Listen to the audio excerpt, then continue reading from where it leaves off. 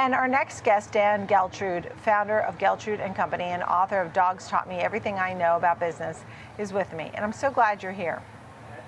It was something Nicole. I wrote down early in the morning. It's good to see you.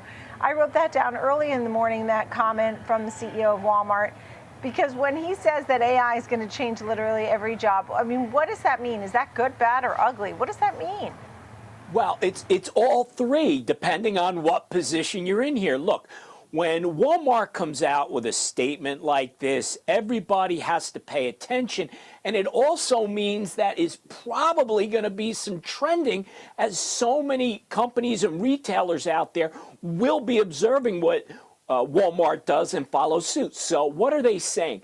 They're anticipating that they will have significant increases in revenues over the next 3 years. However, right now they have 2.1 million employees, and they are saying they are not going to be increasing that.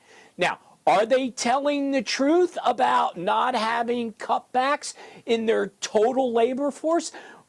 That remains to be seen. But what we do see here is that AI is signaling that there will be increase in profits, but not increases in payroll expense. What does that mean? Well, it's going to mean for a lot of laborers out there, if you are not adjusting, if you are not evolving in some way in what you do in your job, you may very well be on the unemployment line soon. Well, it's interesting because they say they're not going to be hiring, but I guess they'll transition some people into different jobs. But some people will probably get laid off. And then it becomes, you know, what does AI do and what jobs do you go for or not go for? Is there any sort of clarity if someone's taking college classes, what they should or shouldn't do, which ones are phased out first?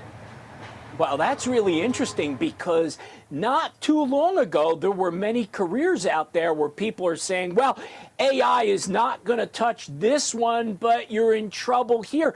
But that's evolving very, very quickly. What I would be telling those people out there, our young people that are in college, look, you have to really pay attention to the way AI is changing the landscape for everything.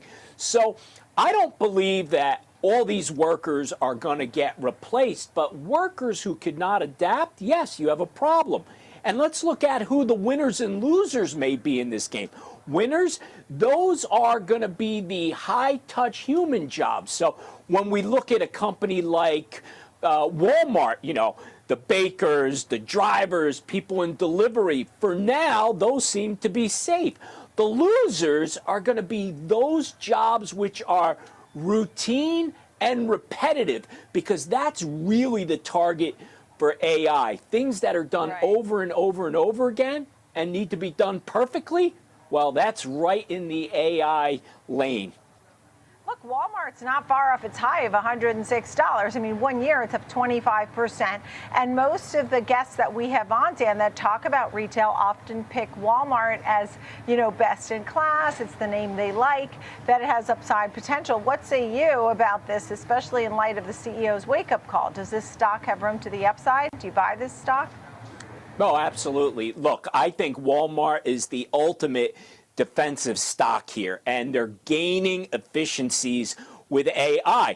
Well, put on top of that, you know, a steady dividend. You know, Nicole, I think in the mix and diversity in your portfolio, you gotta have Walmart on there. So I would be telling people, take a good look at this stock for a purchase, and certainly if you have it, it's a hold, at least for the next few years. That's how I see it. What about other names? I mean, how do you sort of decipher what names are buys right now? Well, look, I think when you're looking at retail, yeah, the landscape is pretty tough because you have Walmart and then it's almost like everyone else. You know, Target, I do like Target in the retail area, but if you look at everything out there, you got to really look hard at those companies that are heavily invested in AI, whether that's NVIDIA and Palantir. And, you know, there's a lot of people out there saying, oh, you know, they're overvalued. They might be right now, but I still think that there's a lot of room because the entire future of the economy, U.S. economy, and maybe the world is all tied to AI. That's where you have to look. So Walmart and Target are a couple of the names you like. You said, listen, this could be an issue of national concern, maybe a talking point during the 2026 election. What do you mean by that? Why does this become an election issue? Well, because anytime there's an election, people are always looking at the economy and most specifically jobs. And what I mean by people are voters. So they're going to look at this and say, all right, this is job security versus innovation. So, of course, as a nation, we need to move forward with innovation. However, if that's going to cost jobs, well, people running for office have to be really, really careful about what they're saying about AI. So, I hate to talk about politics, but, legislation has a huge impact on what happens with the economy. So you have to look at the policies of what people are supporting. And, a lot of politicians are out there talking about AI, but when the question comes up to say, well, wait a minute, AI is going to replace jobs, what are you going to do about that? Well, that answer may mean the difference between getting elected or reelected or not being in office at all. And you said Microsoft, NVIDIA, Walmart. I'll throw Walmart back in there. I mean, these are the survivors no matter what here. Yeah, I really think that these types of companies are here to stay, mostly because they're all innovative in the industries in which they operate in. You look at Walmart and say, oh, Walmart, they're just selling stuff, groceries and discount retail. No.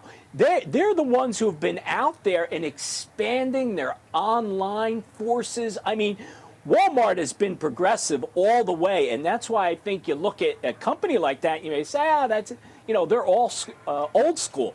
Not at all. They are actually cutting edge, and that's the type of companies you really have to look for. I mean, 600 billion plus in sales. I mean, they have scalability everywhere. So as I look for more, stories on Wall Street, we have a lot of crypto stories. We have mergers and acquisitions and IPOs that have been happening. Do you feel more bullish or bearish on the market? I mean, we're basically not too far off highs. Do you see more highs coming? What are the catalysts for the market going forward? A big picture. Yeah, I do see more highs ahead. Obviously, there'll always be volatility, Nicole, but I really look at this and say, looking at where the Fed is going, right, and looking at where the economy is, I do believe that the market has room. And I understand there's, it's frothy and there's overvaluation and all that is true, but I still think, particularly when you look at where technology is moving us, I'm still bullish at this point. Yeah, understood. Dan Geltrude, founder of Geltrude & Company, author of Dogs Taught Me Everything I Know About Business. Thank you, Dan, for joining us here on the show this afternoon. Appreciate it.